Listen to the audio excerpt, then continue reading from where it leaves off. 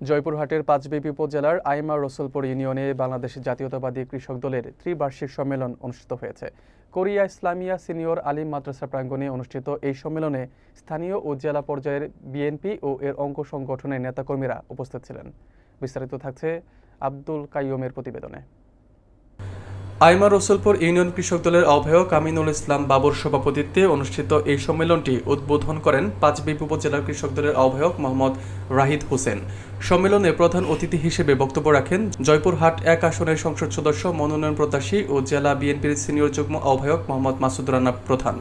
এ সময় আরও উপস্থিত ছিলেন জয়পুরহাট জেলা কৃষক দলের আহ্বায়ক সেলিম রেজা ডিউক, মঞ্জুরে মৌলা পলাশ, পাঁচবিবি উপজেলা বিএনপির সভাপতি সাইফুল ইসলাম ডালিম, সাধারণ সম্পাদক হান্নান চৌধুরী, পৌর বিএনপির যুগ্ম আহ্বায়ক ও সাবেক উপজেলা vice chairman Ziaul Ferdous right, Panchbibi উপজেলা কৃষক দলের সিনিয়র যুগ্ম আহ্বায়ক রাজিয়া সুলতানা, আইমা রসুলপুর ইউনিয়ন বিএনপির সভাপতি হারুনুর রশিদ রাজু মাস্টার, সাধারণ সম্পাদক মোহাম্মদ নুরুল হুদা, সাংগঠনিক সম্পাদক মোহাম্মদ হারুনুর রশিদ লিটন এবং ধরঞ্জি ইউনিয়ন বিএনপির সভাপতি আব্দুল হাকিম মন্ডল সহ স্থানীয় বিভিন্ন অঙ্গ সংগঠনের নেতৃবৃন্দ।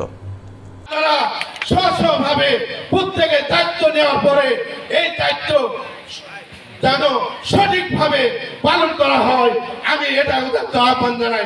পাঁচবিবি উপজেলা কৃষক দলের পক্ষ থেকে আপনাদেরকে উদাত্ত আহ্বান জানাবো। 1971 সালে একই বেইমানি তারা করলো, বাংলাদেশের বিরুদ্ধে আমাদের জনগণের উপর বুলেট নিক্ষেপ করলো। এই যে 5ই আগস্টের কথা আমরা যেটা বলছি, জুলাই অভ্যুত্থান, তারা ছাত্রলীগ, যুবলীগ, আওয়ামী লীগের ভিতর মিশে থেকে আমাদের বিএনপির উপর স্টিমগুলো তারা চালিয়েছিল। আওয়ামী লীগ চালাইতে তার চেয়ে বেশি জামাত চালিয়েছিল। পৃথিবীর কোন রাষ্ট্র এদেরকে মানে না।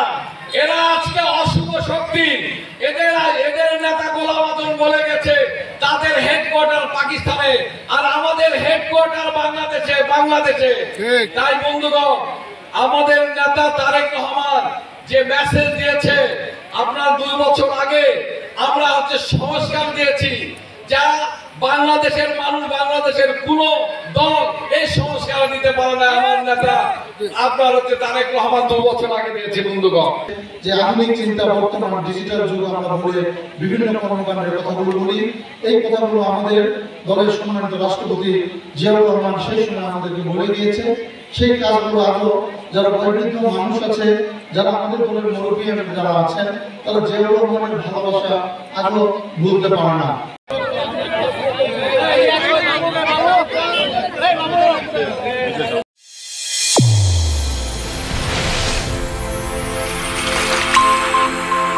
চ্যানেল A1 হৃদয় রেসপন্স।